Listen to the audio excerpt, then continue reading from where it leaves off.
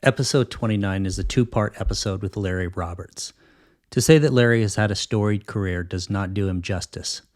Part 1 of this episode focuses on Larry's time with the United States Border Patrol. From 1984 until 1989, Larry worked the border between Mexico and California.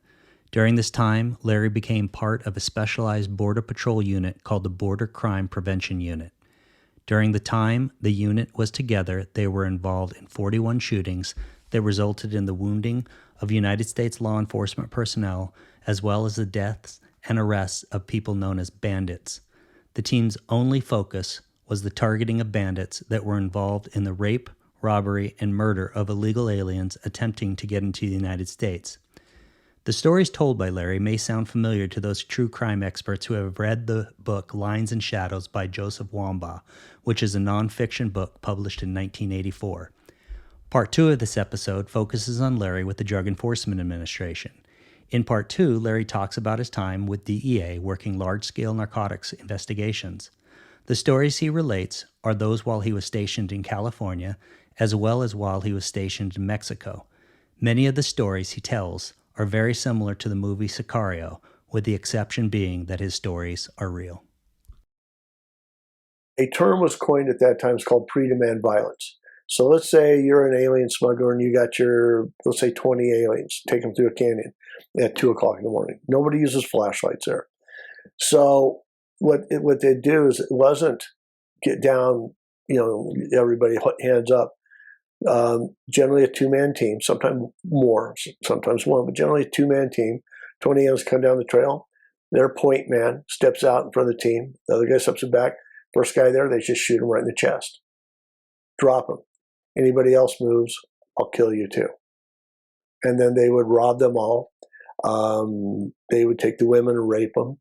I mean, one team wasn't my team. Another team, they came up on a guy, he'd robbed them all. He's shooting them in the legs just for the fuck of it.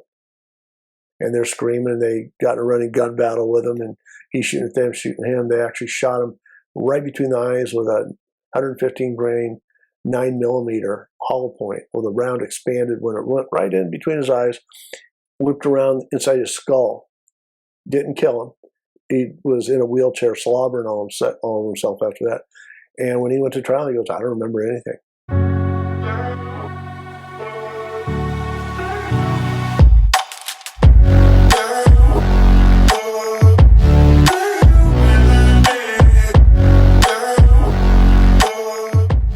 Can you introduce yourself, please? Larry Roberts. And Larry, can you talk about growing up and where you grew up, and was there anything anything you did growing up that led you to law enforcement? I grew up in a small town in Washington State. BF Egypt is closer to town than where I was born. It's a little town called Oroville, Washington. To get to Spokane to catch the airplane, it's about almost a 4-hour drive.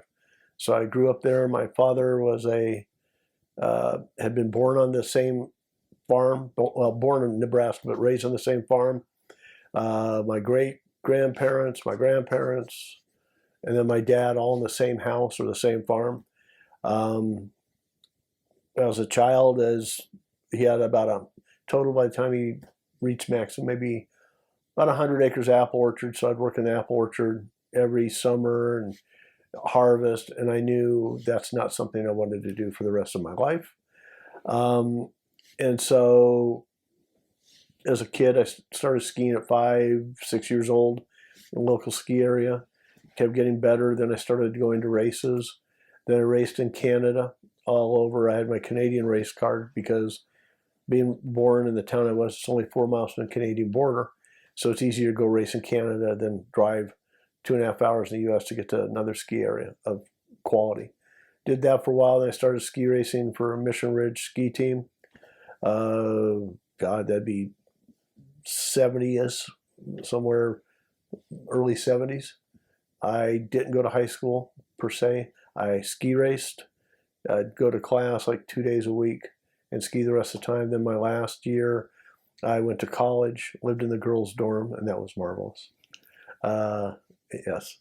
And went to college in the mornings from 7:30 to 10:30. Both got high school credit and college credit at the same time. and we go race all over Washington, Oregon, Idaho, Montana, Wyoming, Alaska. End up going to junior nationals and NORAM races, and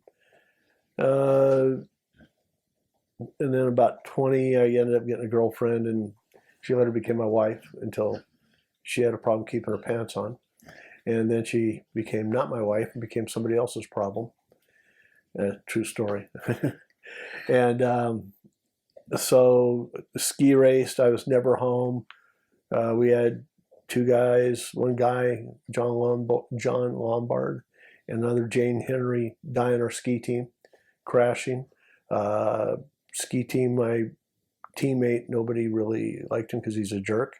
But he won the Olympic medal, gold medal downhill in Olympics, Billy Johnson. Then once I got married and had a child, I went to college full-time at Washington State University, got a degree in political science, another degree in sociology, major in history, and a minor in communications. And when I graduated, there were no jobs. Wonderful Jimmy Carter, epitome of a Democrat, was the president of the United States. I remember in graduation, I was graduating, a bunch of the college graduates spelled on the top of their caps, and they're sitting in a row, unemployed. It was the coolest thing I ever saw. There were no jobs when I got out of college, so I went to the exciting world of selling life insurance, which sucked. Then I ended up going to work for Washington State Conservation Corps as a supervisor. I was, 24, 25 then, teaching young kids how to, their first job, cutting down trees. I had 25 kids working for me, which is a good job. Probably would have been a career job for the state government, but I'd always wanted to go in law enforcement. And why is that? Was there something that happened? I just always, I guess it's the challenge, the excitement. Other people do it for more patriotic reasons. I love the challenge and excitement. In my 28 years of law enforcement, I got paid to be 16 years old my whole life. It was the best paying job to be 16 years old, even though I was old. And so I was doing that and applied for Border Patrol. It took about 2 years to get hired. And I'm sitting there now, supervisor for the Conservation Corps for Washington State. You want to become a Border Patrol agent? Sure. You're going to Brownfield Station. Well, where the heck is that? It took me, because this is long before the internet. So you had to go look on maps and go to the library, and found out it was in San Diego, California, up in the mountains. All right, cool. So I showed up at the academy and had no notice to get in shape the whole bit. I'd been in great shape when I skied, but then I wasn't. And so went to the Border Patrol Academy with 2 weeks notice. That was in 1984, back before computers started. Went to the Border Patrol Academy in Glencoe, Georgia. Didn't know where that was either. So Larry, before you go into that, why Border Patrol? Was there any other agencies you were looking at? I knew nothing about law enforcement. I knew I wanted to go into it. And there's a Border Patrol station in Orville, Washington. And a couple of my buddies' fathers were Border Patrol agents. I didn't know much about it. Sounded like a good idea. And so I put in and went. That's kind of how it ended up. It's like, oh, that works.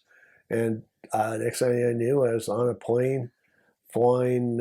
First, I flew from out of Spokane all the way to San Diego and reported there. For 2 weeks, sat there in San Diego at the training facility for U.S. Border Patrol, San Diego sector. I forgot about all this, just remember it now. And so sitting there, bright, big eyes a whole bit. And that was around June of 1984. So showed up there, Border Patrol, and I just remembering this now. Sitting there with, there were about 10 of us, plus or minus, from San Diego going to the academy. So sitting there, I remember sitting in the training room, and you're filling first week out of the 2 weeks, just paperwork. Every form, you know how it is, the government, your life insurance and your retirement, blah, blah, blah, blah, blah. Sitting there, I remember sitting there, and we're sitting there, all of a sudden this guy walked in, Border Patrol green uniform, but he had a gun on his hip, had an upside down knife on his load-bearing strap things, and had two guns on him. And I'm looking, who's that? Oh, we just started this new team. It's called the the Border Crime Prevention Unit. What's that?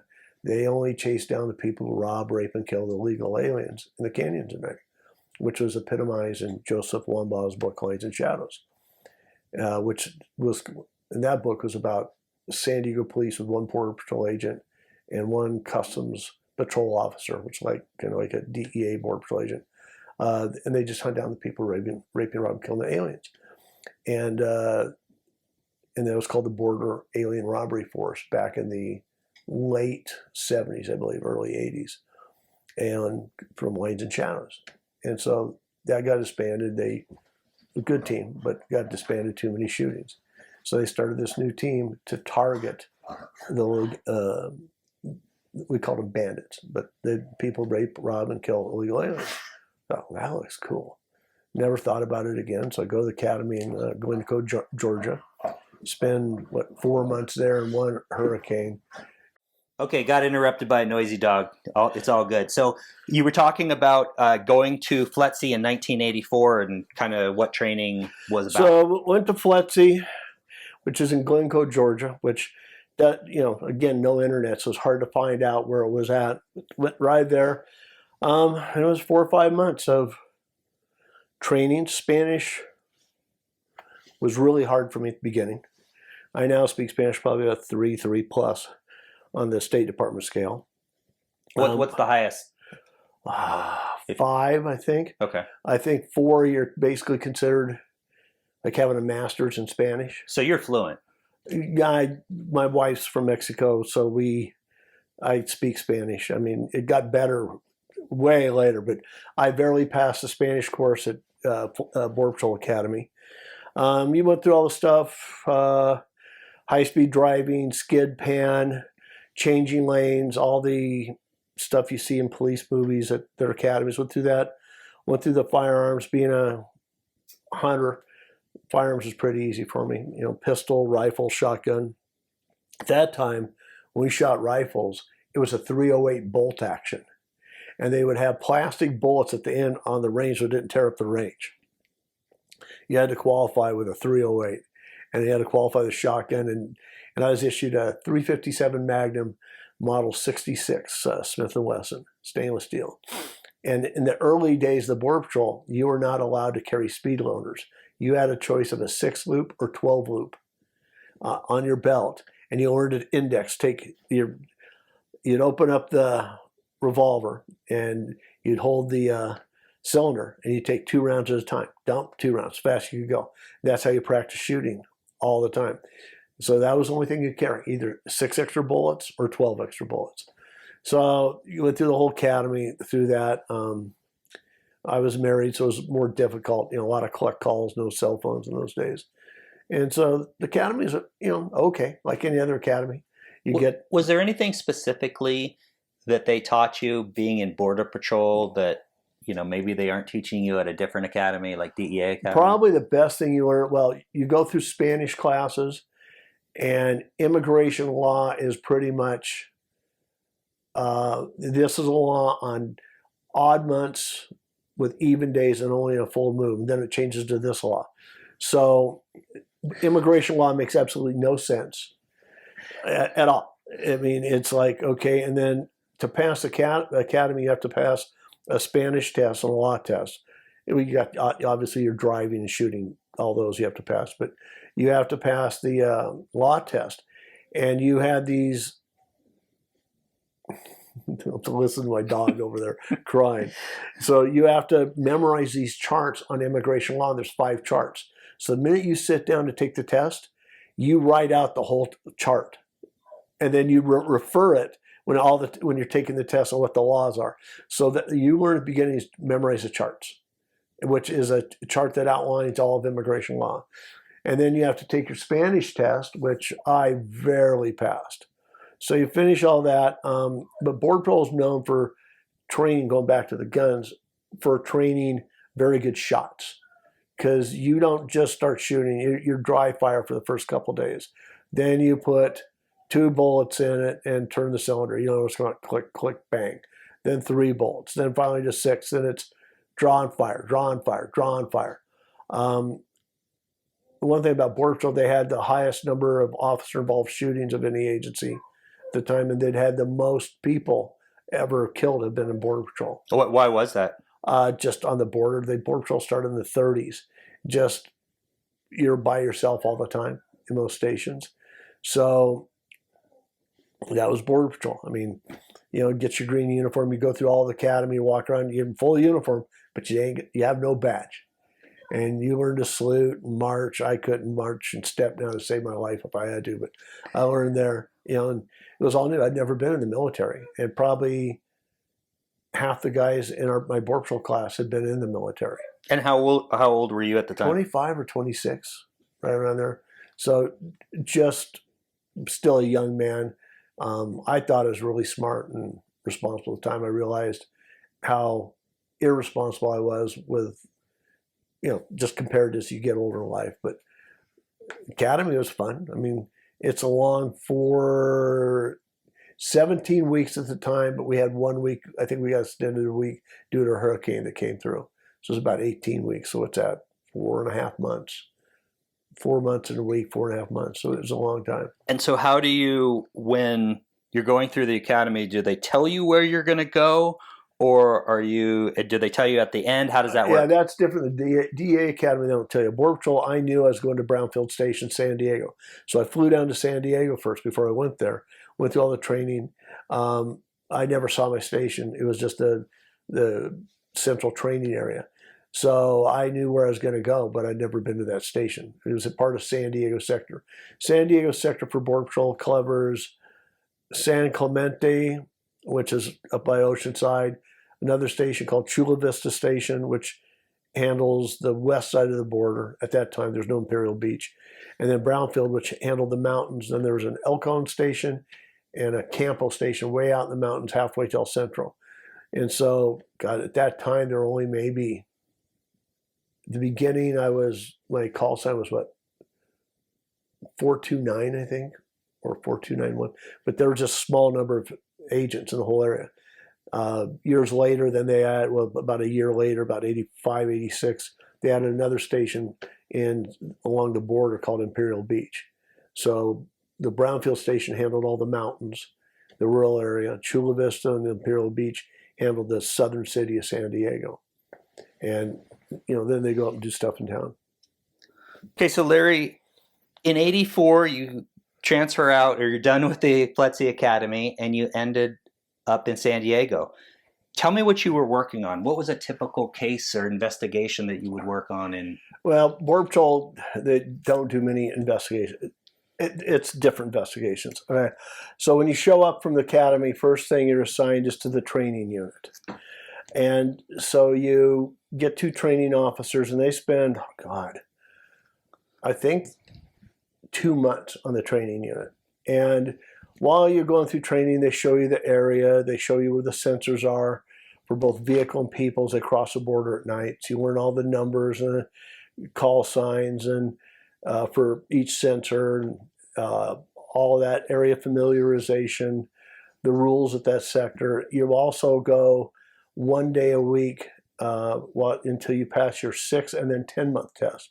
So you spend 4 months academy. You have to take a 6-month Spanish and law test. I passed law, no problem. Spanish, again, by just a hair. I mean, and then same way, you have to pass a 10-month Spanish and law test. You fail either one, you're out of the Border Patrol. You're terminated. Now, many people that can't pass either one end up going to at that time, would go to the Immigration Service or work at the Port of Entry.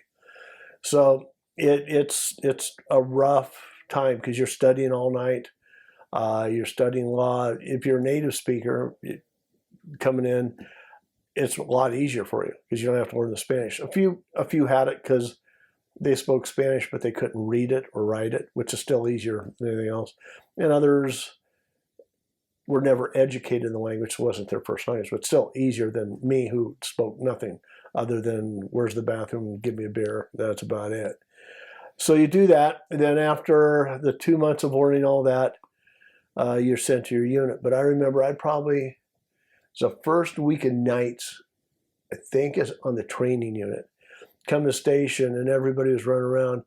And the guy was sitting in the station. He had been robbed. He, his wife, and daughter, they'd shot him in the chest with a .22. He walked in the station asking for help to get back his wife and daughter, who had both been raped by the bandits. And I was thinking about that all that night. Go, wow, okay, that's what I want to do. And you'd see the team come and go. It's called the Bandit Details, what the Border Patrol called it.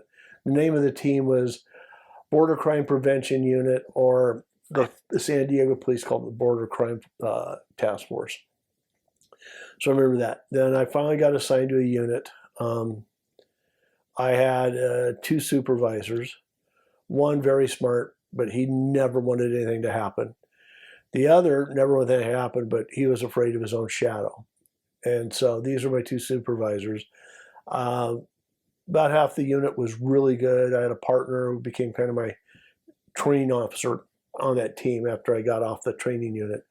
And he'd been been in the military. He was assigned to CID buying drugs in Germany. And so he was a good training officer. So I thought that was pretty cool. So I spent the next probably 2 years, I was there for 5 years, probably the next 3 doing basic Border Patrol work, rotating shifts. At that time, there was really not a fence dividing the U.S. and Mexico other than a cable. The smugglers would cut down the fence. You'd have cars driving through the hole in the fence, smuggling people or drugs every night. My personal record, I like getting high-speed chases, which none of my bosses liked. That's probably why they were always putting their thumb on me, which I couldn't really blame them. High-speed chases every night. My record one night was, I think, 13 failure to yields. Lights and siren, 100-some miles an hour, all over southern San Diego, the border, the whole bit. You'd do that. I think a record was 13 cars that drove through the hole in the fence one night at the same time, one afternoon. And every agent on that shift, all 6 of us or 9 of us that were on the shift, or because that's about all there'd be out there at the time, we would chase every car and push it back to Mexico, just start all over. Half the cars were stolen. It was a very wild time. You get shot at, generally they'd rock out your windows. You get close to the border, they start throwing rocks at your car, take out all the windows. So now you're down having to go write a memo on how your car just got destroyed, lost all its windows, a half hour to write the report, and then turn that car in and then go get another one. We didn't have them, but the Chula Vista station had what they called war wagons. They had screens up across all the windows. So guys would throw rocks and just dent the car. They'd use old beat up cars. They had a rope that went through the roof and pull the screen up on the front. And there you go. You rock it all day. They don't care. And that was just every night. And so, Larry, we talked a little bit about this before we began. Can you talk about what the difference between working Border Patrol in your days was versus what it is today? Have there been any changes other than maybe there's certain sections of the border that there's a wall now? Yeah, well, at that time there was no wall in San Diego. The year I left and went to DEA 89, they started building a wall in San Diego, and it coincided, or it was immediately after they built the first wall in El Paso and started keeping the aliens out. But the nonstop coming across, it was an invasion. I mean, San Diego sector would catch, 1 million aliens a year, or maybe all Border Patrol. It was nonstop. I mean, just over and over. But they didn't have this administration where if you just say, I want a deportation hearing and let you in, okay, you're going to go sit in jail for the next 6 months until we get to your deportation hearing. So all the aliens knew, just send them back, they'd cross again. Send them back, they'd cross. Sooner or later, they're going to get across. It's just a law of attrition. I remember I caught one family at the same spot 5 nights in a row. It's like, he goes, where are you going to be at tomorrow? Well, obviously, I'm going to be here again. How about you just go to a different spot? Oh, okay. And so it was just like that every night. Is it fair to say, though, that most things haven't changed even from 84 till now, but down the Other border? than one of the changes that happened was probably around 90-ish. San Diego Border Patrol, I can't remember which office, got in a high-speed chase, and the car hit another car and killed like a whole bunch of people in it for the chase. So that San Diego quit doing chases. In fact, Border Patrol doesn't do them much anymore, high-speed chases, which continues today. They still get a few, but I don't know what their matrix is for exigent circumstances to engage in a high-speed chase, but that pretty much got shot down around 90, 91. Without getting too political, and maybe there is no difference, or you never noticed a difference, did you, when new administrations came in, did you ever notice, hey, we're going to really focus on this, or we're going to change this? Well, or 85 to 86, they had called the Simpson-Mazzoli Bill, or the Immigration Reform Control Act. That's where the Democrats and the Republicans got together. They made it illegal to knowingly hire illegal aliens. You're supposed to ask for identification. But to do that, they let like 300,000 illegal aliens in and immediately gave them a resident alien card, the right to work. The majority, all you had to do was prove that in the last year you'd worked 30 days in the United States. It was something completely retarded. And then they started enforcing the law and doing the inspection. Well, congressmen get involved. When the businessman complains, you just took all my people, I can't do my job. Well, so then they started getting pressure not to enforce it.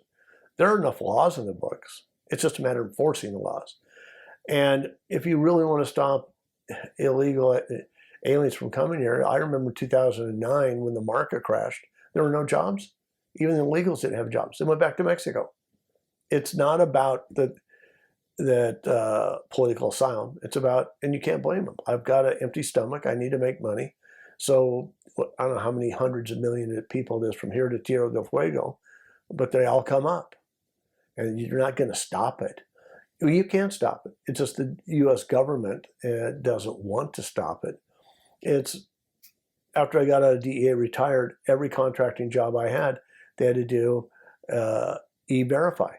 If you want to stop illegal aliens, make every employer call in to see if that person is either a U.S. citizen or legally entitled to be here. And if you hire them, you go to jail and get fined. You just do E-Verify for everybody. All the companies that have contracts with the U.S. government have to E-Verify. I've worked for CACI, Wexford Group, Spectre Group International, Solutions Group International. They all want E-Verify.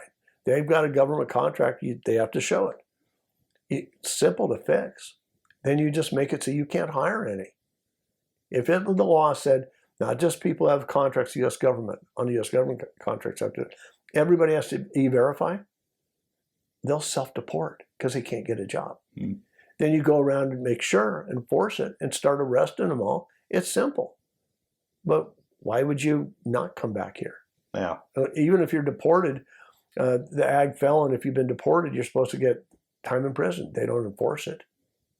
Now, I enforced it years later when I was DEA. Sometimes guy who'd been deported 2-3 times, drug offenses, his return bought him I think about 6 to 8 years, up to 20, but average was 6 to 8.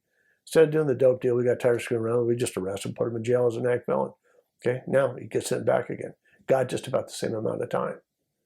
So it does work out. But as far as that, until the U.S. population gets tired of it, it's not going to change. It's easy to fix, and then if you made ICE/HSI do their job, or let them do their job, and start arresting the illegal aliens and sending them back and let Border Patrol do it, they could spend the next probably 100 years, getting all the people out of the United States that aren't supposed to be here. So fair to say, at least from your perspective, you haven't seen much change from 84 even till today in terms of enforcing the law and doing what really needs to be done to take care of the problem. The last administration started putting up fences. I mean, when you can't just bonsai and have 200 people run across at once, the reason they put up the fences is to push them way out to the desert where you have to walk 20, 30 miles to get to the nearest freeway road. Well, it's easier to catch them versus when you could just jump across the border at San Ysidro, from Tijuana to San Ysidro, or Juarez del Paso, and you're in the city and you're immediately on the interstate and you're just disappearing. easy to hide in the city. It's real hard to hide in the desert. But then, the activists say, but that's dangerous for them. Okay, you just came through all the way through Mexico or all the way through Central America. That's dangerous too. We cannot be responsible for other people's decisions. If you want to go through the desert and carry water and take your family, there's a good chance that one of your family's going to die from exposure. I mean, the first real dead person I ever found was a pregnant female who died hiking over the mountains from Tijuana into San Diego County, way up in the mountains. Died of exposure. Went and found her. The other groups of illegals had covered her face up. She's probably 22 years old, 24, probably 7, 8 months pregnant. Died of exposure up there, and called the sheriff's department, came and got it. That's a regular occurrence. It's not pretty. I mean, but she'd probably been dead 2 days by the time I found her. So that happened all the time when you were working down there then? That happens regularly. It happens more now because you're seeing more crossings out in the desert in Texas, especially Arizona. There it happens on a regular basis. Border Patrol's got a great emergency response team with medics that go out and rescue people. But I don't know what to say. It's just people need to be responsible for their own actions. It's horrible, but you're not gonna stop it. Okay, no matter what. Not until you take away the lure of coming here. And people like their drywall put up cheap and their lawn mowed cheaply. You're not going to stop that until you make that change. And you need your crops picked. I've always said if you do the E-Verify and then give everybody, back in the 60s, there's a program called the Bracero program. Bracero in Spanish means worker. And what they did was they gave people permits to come to the United States and work for like 10 months out of the year, whatever. If you gave all the illegal aliens that want to come here work a permit for, say, 10 months or 11 months, but you have to go back home at least 1 month a year, and the fee you charge is a fee for it to be smuggled in the United States. Then when I was at Border Patrol, it was like $250 to $500. Now it's much more expensive. But if you charge them $500, they get fingerprint, photograph, come back in 2 weeks or a month. We will have it all ready for you. Then whenever they can work in, you can do it just certain fields or certain areas or work anywhere. But you don't want anywhere because you're going to, displace American workers. If you let them do it, you can control the border. You know who's crossing. You have them photographed, fingerprinted, and any arrest for anything is a lifetime bar. Okay? And you can only do it, let's say, 10 years, because you can't have the same guys working forever in the U.S. You need to get the younger people rotating through. You work 10 years. Right. And we take out taxes. Anyone who tells you illegal aliens pay taxes is lying to you. How? They don't have a Social Security card. If they steal your number, guess who's going to get hit with that bill? You are. And do you think they're going to pay income tax? It's not their number. Okay, they're going to use yours, and they're going to screw you up, where you now have to clear it up and go, I didn't work there. And they're going to use that same Social Security number to, guess what? Rent their apartment, get their direct TV. Do you think when they have to go back to Mexico or they get arrested that they're going to pay those bills? No, they just stole your identity, and you're pretty much screwed. So whoever tells you that's lying. You can't pay your taxes. You don't have a Social Security number. You have to use somebody else's or a made-up one. And, excuse me, none of us would pay income tax if we didn't have to. Right. And so they're not going to pay it. They can't pay it. They can't pay their income tax, so they just lie to you on that.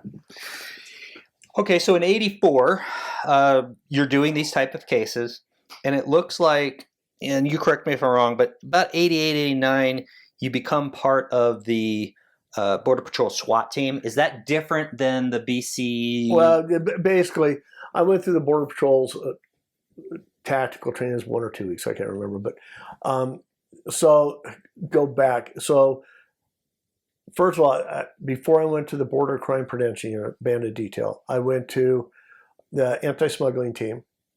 Well, go back one. I was getting it was causing a lot of grief for my bosses. So they started a tracking unit, and they sent me to the tracking unit for 6 months. And what did the tracking unit do? You would track people as they came across the border, like they call it sign cutting. from the Mexican border all the way to the U.S.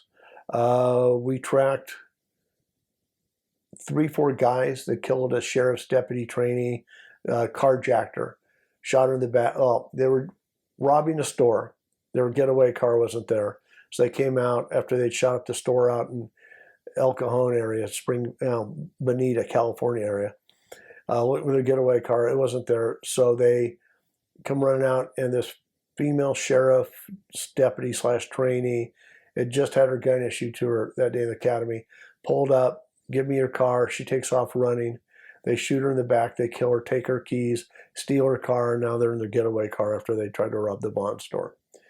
They pull next to a Border Patrol agent, and he's from Alabama. Anyway, he checked them out due to the race. Okay, and so then they yell, "Cheese it! Be cool! It's the law." He looks over at that point. High-speed chase comes. They bail out of the car. It's probably late evening at that time. It wasn't dark yet. I remember it. Long story short, we got called in to find him, the tracking unit. So we started tracking him through the city, and even brought out the infrared night scope and ended up catching, mostly from the tracking, breaking the dew in the early mornings all night long. Got all 3 or 4 of the guys who killed the female sheriff's deputy. So that was pretty much it. I mean, a few high-speed chases, guys with stolen cars, smuggling aliens. The smugglers would go through the canyons. They had a sense of humor. Like, we'd take the intersection of a trail, rake it so you could see any footprints coming across. You'd see guys that leave a full water bottle with a ribbon tied around it, just to say, fuck you to us. I got through, but we knew how long it take each spot. We'd catch them all night. And usually you'd try to, when you come out of the shadows to catch them in the middle of the night, you try to do it near a cholla patch so they couldn't run away. Nobody likes running through the cactus. It just sucks. I don't know how many nights I got cactus in me. So you do that. So I did that. Then I went to the smuggling unit, which was all plainclothes, following cars that were smuggling aliens across, or what they call drop houses or flop houses, where the illegals would stay 10, 20, 30 minute house. We'd hit the houses, arrest everybody, and get the smugglers. Did that for 6 months. Then a position came up with a border crime prevention unit, the Bandit detail. And that detail started in 84. Now it's 88, 89. That's the guys I saw the first night. In the 4.5 years I went, well, I'll go back one. It was generally San Diego PD. Most of the guys there, about half were on the SWAT team or been on it. And Border Patrol, about half the team had been on the local SWAT team, and others. And so it consisted of generally a sergeant and 5 San Diego police officers, a Border Patrol supervisor, and 5 Border Patrol agents. And you'd mix the team up. It'd be half and half. So if you were the PD team, it'd be the sergeant and 2-3 police officers, or 2 or 3 Border Patrol mixed together. And so that was divided into Alpha and Bravo teams. The other team was what they call the Charlie team.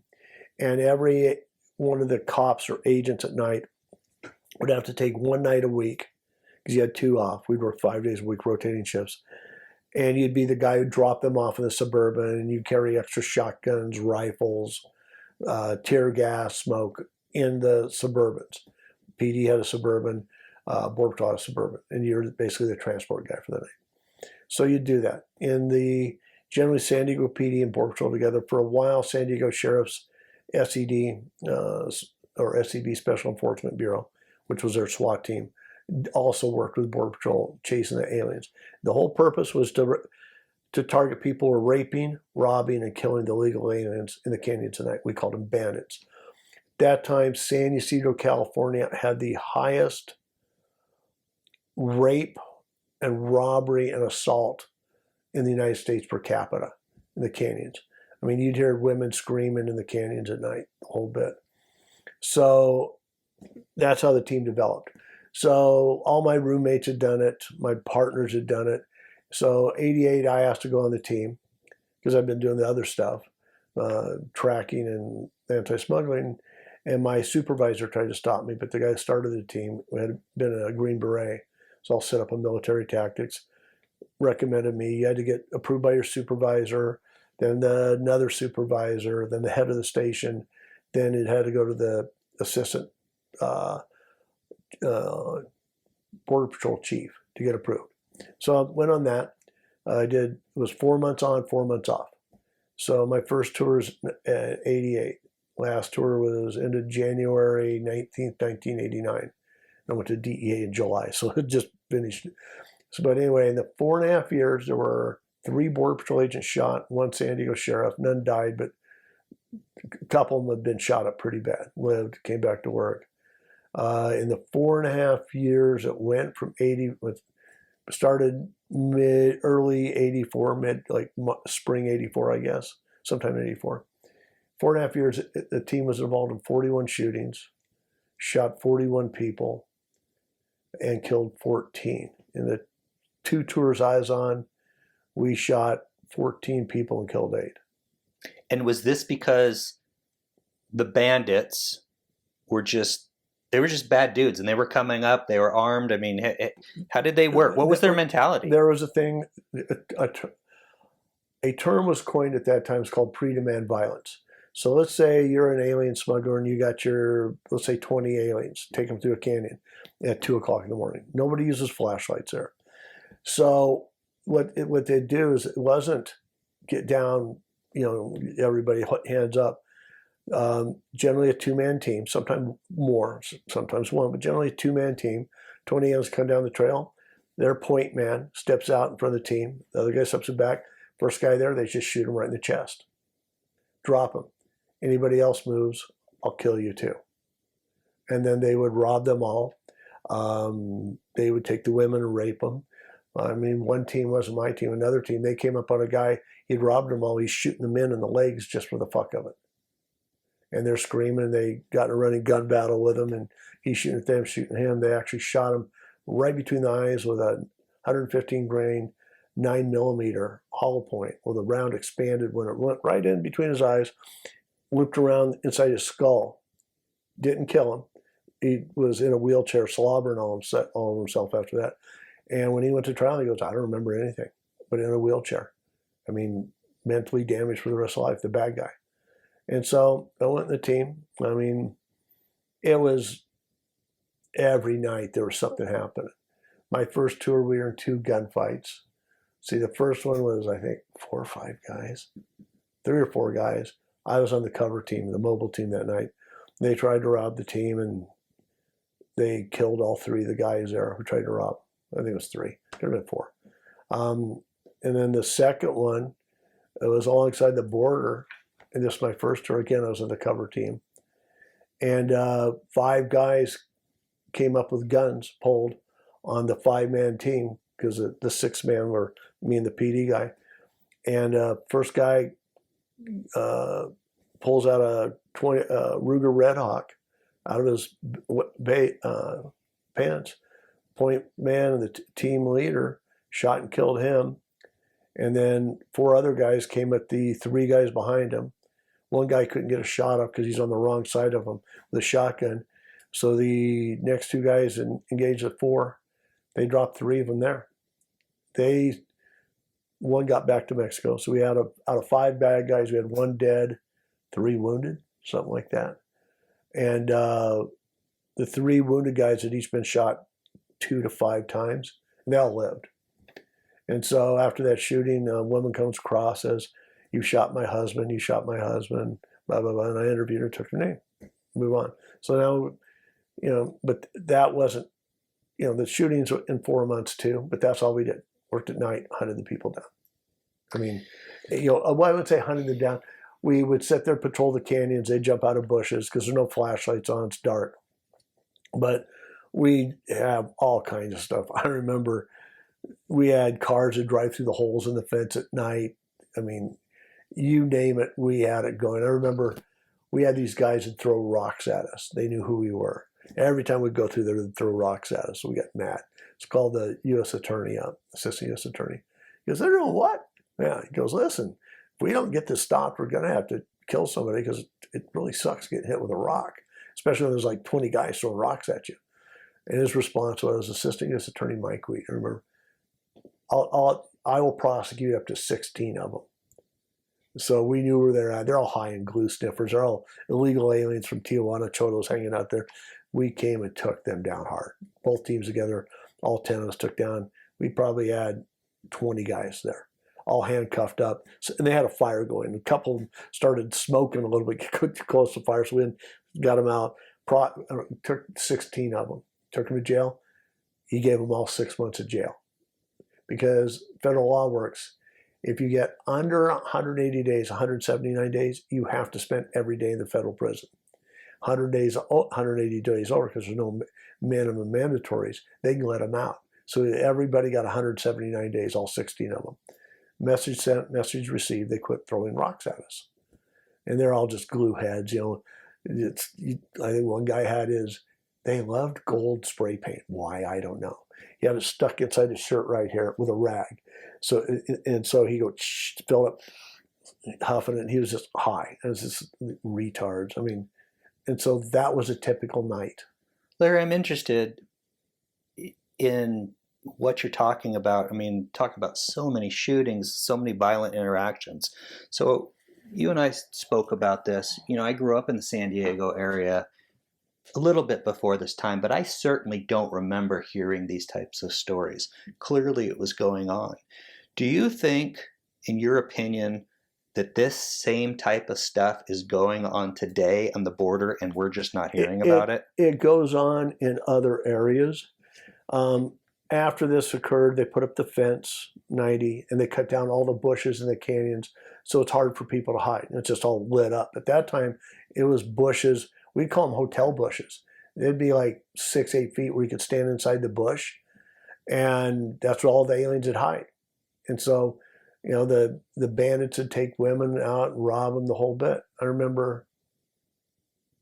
remember first or second tour. We had just heard that Border Patrol caught this group, and there's a girl in it, and she'd just been raped by her smuggler. And so we inserted in, and we were leaping and bounding coming in. We set up, and all of a sudden, we're sitting there hiding in this bush, and some smugglers were there. I can't remember how they knew who we were, what they thought we were, but all of a sudden I hear him yell, "Get rocks, throw rocks." And it's just raining rocks. So we're sitting here, and the other team's getting rocked. I don't know why, to drive them out. And just rocks are flying, and I hear him go, "Ow, ow, ow." And I hear him yell, "Bang him, bang him." So all of a sudden, flashbangs are flying through the air, boom, boom, boom, boom. Me and my partner come out. We go through, all the guys are throwing rocks like a buzzsaw. And we're sitting there, me and this cop are sitting there looking down the sky, and we're got him proned out and looking down. I go, "Hey," "remember that guy that we're looking at raped the girl?" "Yeah." "He had stonewashed jeans." "Yeah, he's got stonewashed jeans." "Had white tennis shoes." "Yeah." "And he had a white shirt, but this guy's got a blue shirt on." Well, we looked underneath. He'd switched. The white shirt now was underneath. And I go, God, what was his name? I think it was Alejandro. And I go, "¿Cómo se llama?" "Alejandro." "Oh, Alejandro, you're in trouble now." We cuffed him up, took him there, and had him stand. We had arrested like 20 guys for throwing rocks at us. Standing there, San Diego police comes up. That was our lineup, 20 guys standing there. She walks up, she was 14 years old. Her parents had got arrested, by Border Patrol. And she was in the bush with her smuggler, and he raped her. And she goes, "You're the man who raped me," right there. Pointed him out of the 20. And we all looked over, well, that pretty much covers that night. I mean, you're done. Very short arrest report on that one. ID, and that was, I wouldn't say a typical night, but it was pretty consistent with the nights. Larry, it's 2020, July 2023. We've just had the movie come out about child trafficking. What was your experience on the border in terms of these smugglers, coyotes, with kids and trafficking? First of all, why somebody do it, I don't know, but they'd give their daughter or child, and they'd pay them money from a part of the money down, And when the child comes across the U.S. or a family member, any family member, they're held in a house, and they will hold them hostage until you pay them a smuggling fee. And they may be raped, they may be forced to do child labor, whatever. If it's a man, they'll start beating them every day, and they'll give phone calls, and they'll take Polaroids, Instamatics, because then there were no digital cameras, and send the photos to family. Either pay the money or we're going to kill them. And that happened all the time. We'd have groups of Chinese come across. Was it Yugoslavians come across? Koreans come across. And then the standards OTMs, other than Mexicans, Hondurans, Guatemalans, Colombians, you name it. I remember we had a couple Palestinians come across, and they were handcuffed, and one guy started spitting in my face. That wasn't a nice thing to do. It was dealt with appropriately, but he'd written up. I mean, that was typical. So that was our first tour. Second tour was very lively.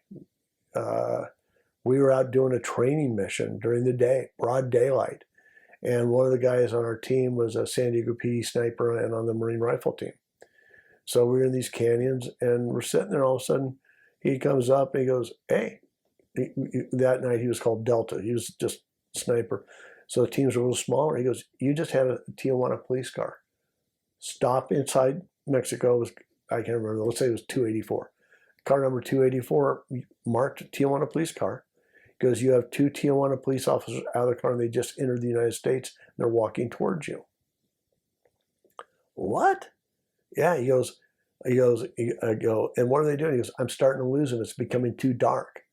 Request permission to shoot their car." "No, you can't shoot their car. Shoot their car. That car's not doing anything wrong." So there are 2 uniformed police officers that came to the U.S. to rob us. So me and the SWAT sergeant. Wait. Came to rob who? Well, they didn't know we were Border Patrol and San Diego Police. We were hiding in bushes. Came to rob us. He comes walking down. One guy comes straight down the hill. His partner looped around, trying to come in behind us. And so it's just dark enough where a flashlight doesn't work, but just not enough light where you need the light, but you don't need the light. It's not really helping. And he's yelling at one of our teammates, and his name's Herb. He goes, "Herb." He's yelling at him, and there's another guy laying down under the bush. Me and the sergeant, one other guy, are in this bush. So it's 3 or 4 of us. And so he's going, "Get out of the bush." Takes the gun out. He goes, "Get out of the bush." He kind of starts pointing the gun to about knee height. "Get out of the bush, I'm going to shoot." And Herb, you can't see him, all you can see is just the top of his head.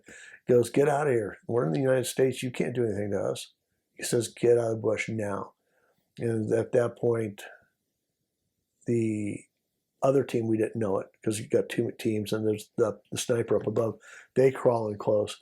It reminded me of the movie with Chuck Norris missing action. He comes out of the water with the M60. And he only thought there was like 1 guy in the bush. 2 guys pop out there, 3 pop out here, 5 come up out of another bush, and he screams. Well, at that point, he's taken down real hard. And when we're going, what's your partner's name? What's your partner's name? Michael Miguel. We heard him run. Me and the SWAT sergeant chase. We go as fast as we can, makes it back to Mexico. So we have this Tijuana police officer in uniform, badge and gun, in custody now down at our Suburban.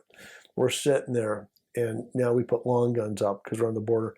All of a sudden, this unmarked Tijuana police car gets out, and the Comandante gets out with his typical, alligator boots and the white shirt and his Ray-Bans, but now it's night. There beside his shirt, and he takes his .45. I watch him stuff it in the back of his pants. He walks in the U.S. He's inside the U.S. about 20 yards. There's no fence there, just the border markers. You can see it. Maybe he's in 30 yards. And he comes up to me, and I'm standing. He goes, "How dare you come into my country and violate my laws? How dare you take my police officer to custody?" Like I said, very impolitely, said, "Why don't you go fuck yourself? You're in the United States. Look up there." One guy has a rifle, another guy down below pointing a shotgun at him. "You're in the United States of America right now." I go, "I suggest you get back in your country." "Oh shit!" And he jogs back waddles back because he's probably 45 years old and about 70 pounds overweight. And then the fuck you contest starts between the two of us. At that point, my supervisor and the SWAT sergeant come up. Larry, go down to the vehicle and quit instigating. He goes, because we're going to get in a gunfight with these cops if you don't. Long story short, at the end of the night, we called the Mexican consul from San Diego, had to come, chief of police. We kept his gun and badge, I think. I'm pretty certain he kept his gun and badge and gave him back to the Tijuana police with a promise he would never work for the police department again. Where he should have been arrested. He's damn lucky we didn't kill him instead. And that was being considered as he's pointing a gun at our partner, but it went off smoothly. That kind of set the tone for the next 4 months because it was night after night of just wild, crazy stuff. How common was it to deal with police officers coming across from Mexico? That was only one we arrested. Another team got in a gunfight and shot a Tijuana police officer. I think they killed him. Another off-duty Tijuana, that one was on duty. The other 3 instances I know 4 instances, that one and 3 others. One, the cop was on duty. He went to the head of the team and basically it was a screw you contest. And he stepped forward and had the gun put against his chest. He goes, I got body armor on. You don't. Let's do it. A native speaker. That guy got arrested. Then the one off duty, he got shot and killed. And the other one is the same guy, the Border Patrol supervisor. They were robbing people all night. They went to arrest him. The Border Patrol agent got shot, was above the guy, skylighted. He took 5 rounds, 2 in his vest, just over the side panels, right above the side of the heart. 1 under the vest, through the stomach, lodged right next to the spine. 1 through his arm, and 1 through his scrotum and out his ass. Didn't take off his testicles, but in the gunfight, he stood standing. The one cop button hooked and shot the bad guy in the face and killed him. And the Border Patrol agent that happened to, he was in the hospital for about a month, got out and went back to work. Then that's one. Then another Border Patrol agent, he got shot in the ass and the ankle. Another Border Patrol agent chased a guy shoots over his shoulder, shoots him in the mouth, blows out his jaw, lodges in his neck. Then we had one sheriff's deputy get shot, blew out his femur. Guys charging them with a gun, shooting at him. They returned fire and killed the bad guy. But were these all bandits, or were these actually police officers from Mexico that you guys have written shootings with? Well, the first 4 were all cops. The other, I'm just telling you about the other Border Patrol agents who got shot. So 3 Border Patrol agents. 3? Yeah, and 1 San Diego sheriff's deputy got shot. I'm sorry. Maybe I'm confusing the question here. What I'm trying to figure out is you're telling the story about those Mexican police officers coming across. Right. How often did that happen? Were Mexican police officers? 4 times. Oh, so you are talking. Okay. Yeah, wow. Okay. That was 4 times, and then after I told you about the Border Patrol supervisor who got shot, then there were 3 other guys who got shot separately, but that wasn't just other gunfights. Wow. Okay. So how often, besides police from Mexico, how often did you guys encounter cartel members? Cartel, I think we seized. No, we never got a load of. Maybe we got 1 load of drugs. I can't remember. That could have been before or after.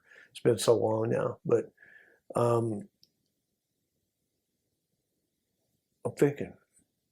We never got any drugs. We got a few loads of drugs, but not cartel type. Like a couple 100 pounds here, a couple 100 pounds there. We got a lot of fugitives. Remember another group that was throwing rocks at us. We took down 4 of them one night and talked to them, and one of them had a federal warrant for marshals out. I think it was for drugs. So he went to prison. The other 3 guys, we sent them back to Mexico. So basically talked to them that keep throwing rocks, you're going to get killed. Quit throwing rocks. Because that's, rock I think was probably the first weapon ever used by man. And these guys, I've seen them throw rocks and kill rabbits with them.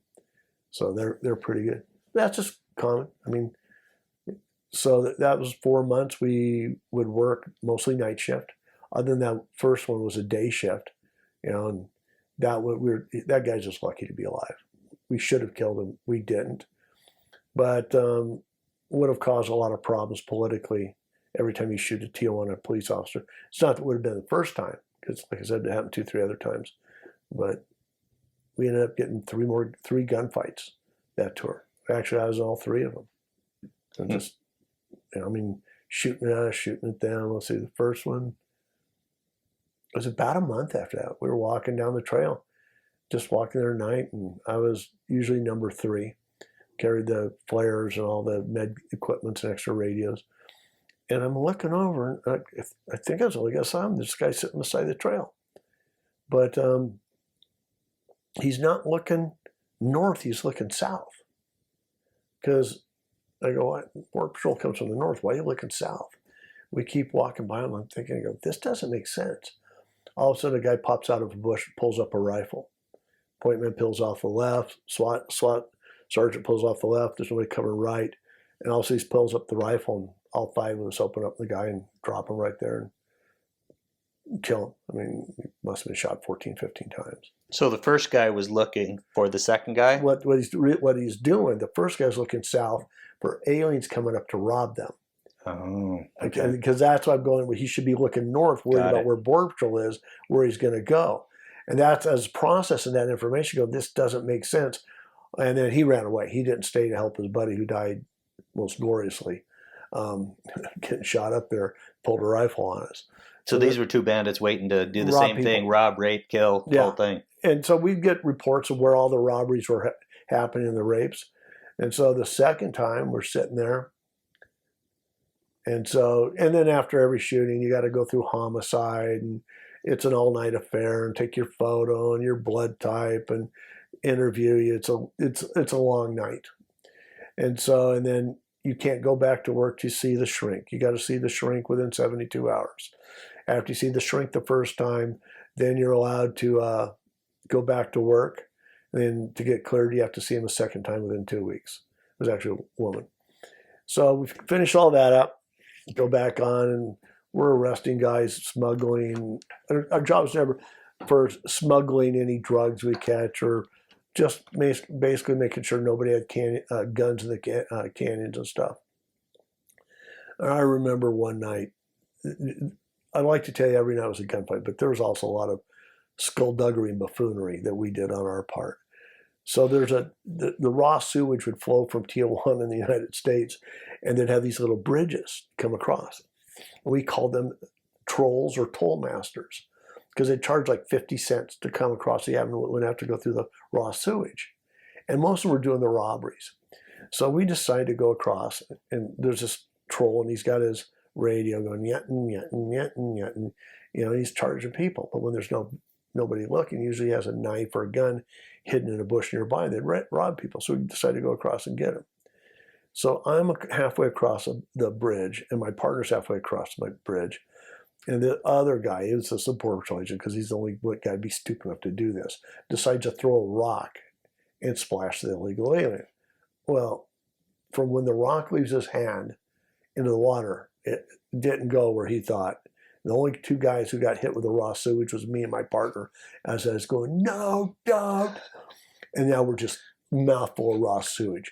And I am now, forget the guy we were going to go talk to and check to see if he had a gun. We're chasing our partner around, going to beat his ass for getting a whole mouthful of raw. That was just so disgusting. I was spitting and rinsing out all night long and just soaked in raw sewage. What a fucking dick. It's just a dick move. And so that finishes on, okay, so that's more of the typical night. Another night, we were walking, and somebody had stolen a nativity scene Jesus. Okay, obviously this was around Christmas, right? And it's put on top of this hill. There's rocks around it. And then they take Colgate toothpaste and put it around the rim of his shoulders and stuff to make it kind of glow. And we're looking going, what the fuck? What is that? So we go up there, because it's in the middle of the night. All we see is this guy standing there. And we're going to go up and kick his ass for looking at us wrong. It's a nativity scene Jesus. And the sergeant goes, okay, it's right before Christmas. Everybody take your hats off, say a prayer to God. And then one of the guys, I'm Jewish. Do I still have to say a prayer? Yes, you've got to say a prayer too. And I'm looking, and I'm going, how did we just get to this really screwed up scene now? Nativity scene Jesus. So we finish our mission, go back. And like some nights we'd like 10, 20 miles to the canyons. So next night we go to the same place. Well, somebody kicked nativity scene Jesus' ass and threw him down and was the bottom of this creek bed, dry creek bed. So we were talking to aliens all night. Hey, did you kick Jesus' ass? And then what are you talking about? Then we split. No, we didn't kick Jesus' ass. Well, let us know. You can't kick Jesus' ass. We put the nativity scene back, whoever put it there. That was really a typical night. I remember one night we were looking for this. We want to be the first team to arrest a female bandit. Because we get reports of 2 to 3 cholos raping women, and there's a female cholo with them, or chola, hold the woman down while they took turns raping the women. She had digitally penetrated the whole bit. And so one night we find this chola up there in the canyons, and she's with 2 other dudes. We take them down hard. No guns, nothing. And I remember saying, "Bike you motherfuckers, I'm a woman and I'm pregnant." We're 90% positive it was her, but no guns, nothing else. And we had no victims because that was long, weeks, months before with other illegal aliens. But that was pretty much a typical night there. Just, you'd sit there in canyons. In fact, what we did is in a show called High Risk. In 1988, they had the last writers' strike. Remember, now the writers are on strike now. So they had a TV show that came out with us. And they were with us 1 or 2 nights. And the third night, they decided not to come out. And that's when I got that first gunfight. And we shot the guy that night and killed that guy. And so if you ever want to watch the TV show, it's on Netflix off and on. Yeah, it's called High Risk. It's episode 3 or 4. I always get confused, but it's at the 20-minute mark. And you'll see me on the team talking, and the other guys were maneuvering. It's with low light cameras came out with us. Nothing eventful happened, but you'll see the aliens in the canyons at night, and you'll hear them yelling "Canela," hot cinnamon spice tea. They'll be, even in the U.S., cooking fires, roasting chicken and selling it. And so that's how those things worked. I remember one time, not on the bandit detail, but I arrested this kid, who had a big cooler full of burritos. He goes, "Oh, I'm not going to get to somebody." "Yes, you will." What? I put him in the cell with like 150 dudes in there. They're all hungry. I said, "If anyone robs you or takes any burrito without them paying, let me know." So he was happy to get arrested. He sold all of his burritos an hour. "Can I go back now?" "No, you've got to wait till the end of the shift." "Oh," I go, "Listen, it's a lot safer than doing it here than canyon getting robbed." "That's true. Can you arrest me every night?" "No, I can't arrest you every night. I just did it because you were there when everybody else got hooked up." So he sold all the burritos that night, like in literally 15 minutes. He probably had 100 of them in this big cooler. So anyway, go back to bandit details. So that happened. Let's see. Next major gunfight first was October. Next was right before Christmas. So we were sitting in this area, exact same area where I told you, remember they shot the 4 out of the 5 guys, the prior team. We're sitting there, and we're standing in this illegal alien comes up, and he recognized who we were. He goes, "Listen, you got to be careful out here tonight." "Why?" He goes, "I want you to know, see that fire over there?" "Yeah." "Well, where that fire's at, when it gets quiet and there's not a lot of people out, they take turns raping the girls as they come through there. If there's too many witnesses, they don't do it." It was 2 nights ago, it was about a week or 2 before that, they'd raped a 14-year-old girl and shot another guy who tried to stop it. And we knew about it. We'd heard about it. "Really?" He goes, "Yeah, it's over by this fire." He goes, "Yeah, and then there's this other group that goes around robbing people." And he's telling us about it, about these 5 guys. And so I'm just standing there, and our point man's standing there, and the rest of the team's kind of on a knee. Or I think I was on a knee. Only the point man was up talking. All of a sudden, he looks over his shoulder. He goes, "And here they come," and he's gone. I go, "What the fuck is going on?" And there's 5 guys running single file on the levee. And they've got guns in one hand, and 2, 3 of them have flashlights. And they're probably about 10 to 20 yards away at the middle canyon. Right? not a canyon, it was flat area, but and the ambient light was coming from Tijuana across. And they start coming across embankment. Bang, bang, start shooting at us. And at that point, you have no option to return fire. And we all of us shoot the first 2 guys. We killed them. Of the other 3 guys, I shot the third one in the hip. I saw him take the round in the hip, crawl back. He made it back to Mexico. The other 2 might have been shot. I don't think so. But so we had 2 killed. I shot the third one in the hip. And then I found out later when I was in DEA that he was wounded, went back to Mexico. So we killed the 2 guys there. They each got shot 14, 15 times. So all 5 of us were shooting. And so it's funny, we're sitting there in the office. I said, hey, this woman wants to talk to you about shooting her husband. So I sat down with her, interviewed her, and go, God, I know her from someplace. You killed my husband. You killed my husband.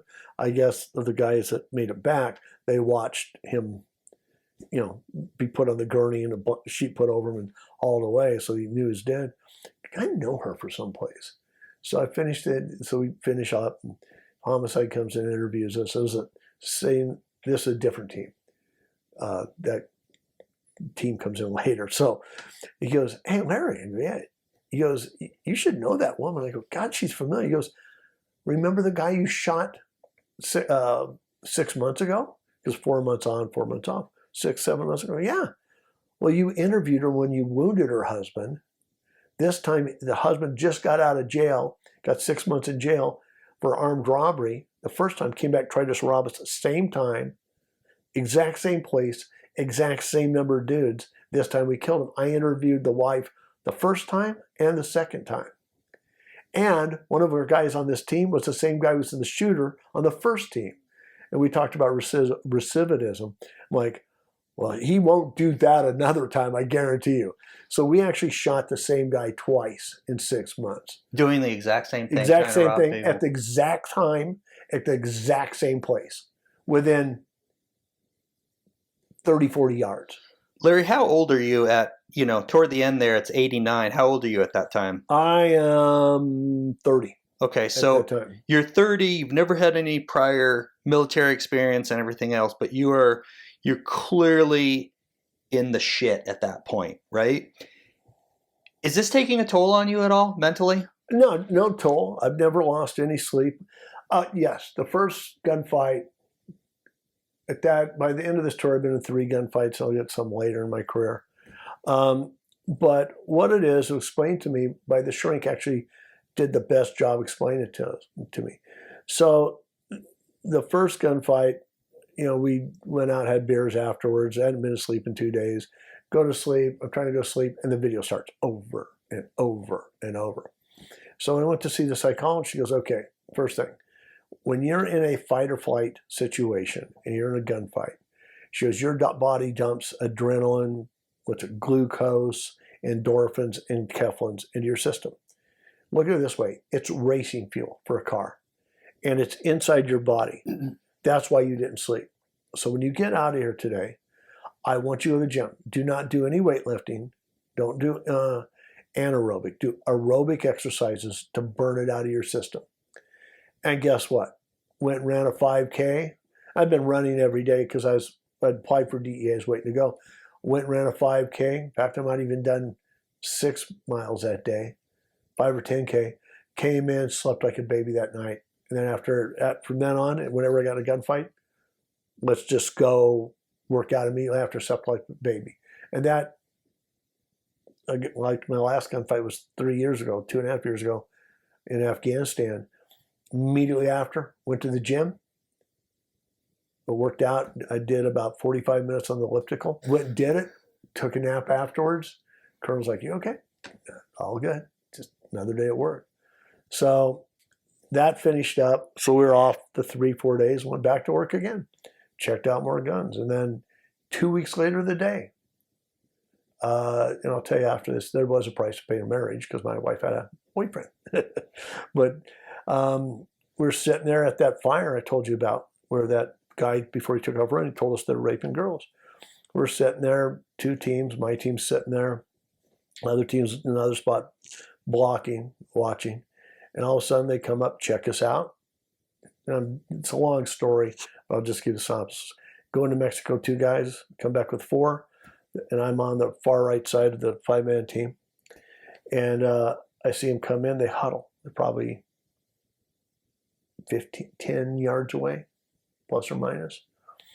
And then they leave one guy to the right, and I'm watching him. And I told the other guy's team, hey, go cover your AOR.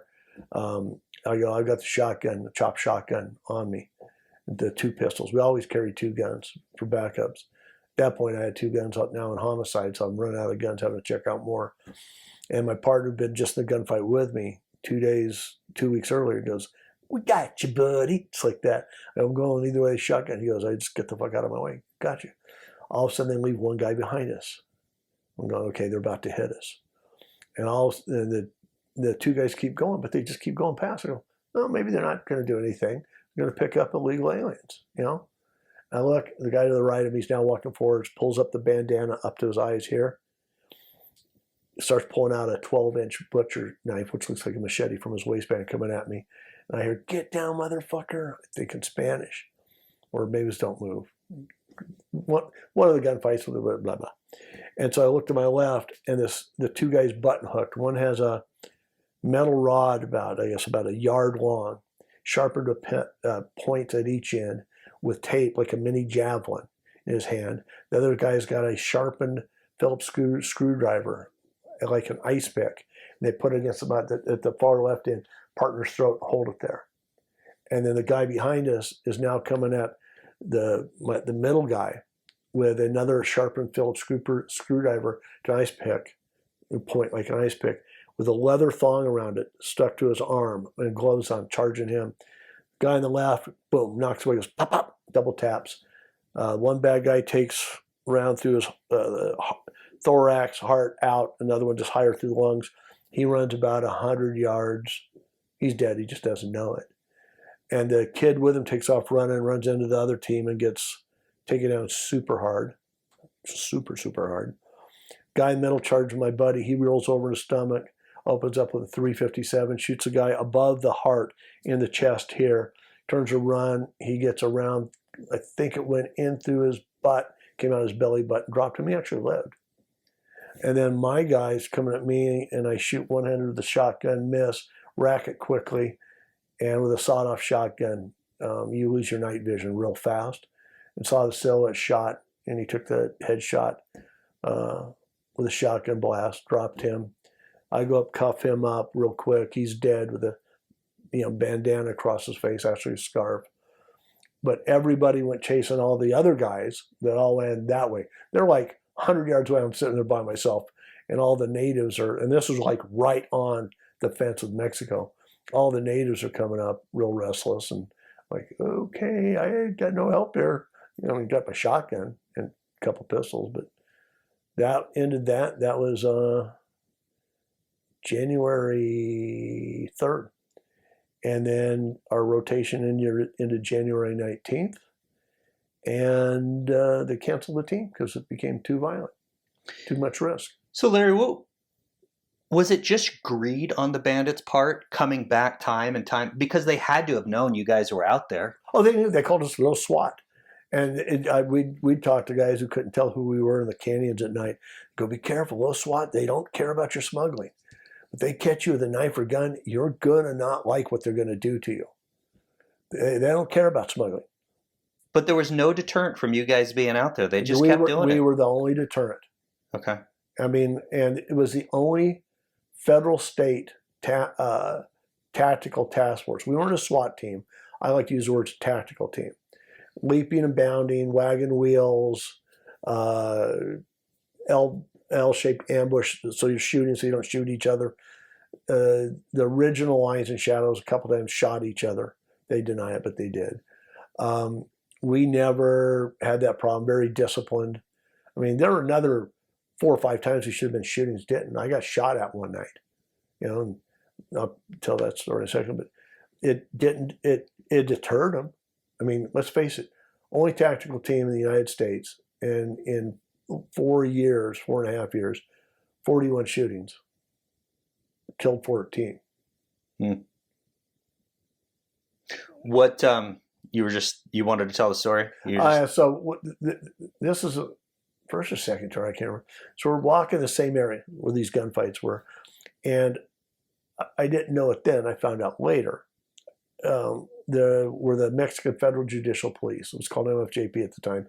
It's changed from AFI to Preventiva to SSP, various names, but their version of the FBI in Mexico. Well, I didn't know it then. I knew it was general area, but later, because I'd put in for DEA, so in July I go to DEA. So we're sitting there. We see this guy coming to Mexico, in the U.S. Mexico, wearing a very nice leather jacket. It's probably 10, 11 o'clock at night on a Friday or Saturday night. And he said something to me, being Billy Badass. I told him in Spanish, go fuck yourself. He goes, listen, I'll fire a gun, I'll shoot you. I go, fuck you, you haven't got no gun. You're full of shit. Let's go back for Spanish. I'm standing up on this embankment, and the rest of the guys are kneeling down or laying down. He goes, I'll shoot. I go, you haven't got fucking the balls to shoot. I dare you to do it. We go about 3 more fuck you contests back. All of a sudden he goes, oh yeah? Bam! Shoots at me. I'm like, mother. Now I take my gun, I'm going to shoot him. The sergeant goes, no, you can't. I go, why? Larry, there's all the houses behind him, and all the cars are going to Rosarito and Ensenada to go get food, dinner tonight. We can't have a gunfight right here, right next to the highway into Mexico. Well, what's the point of this job? If somebody shoots at me, I can't shoot back. He goes, you cannot shoot him. Okay. And the guy walks past the other team, and he sees the bush, and one of the native speakers goes, what's going on? He goes, that guy's crazy.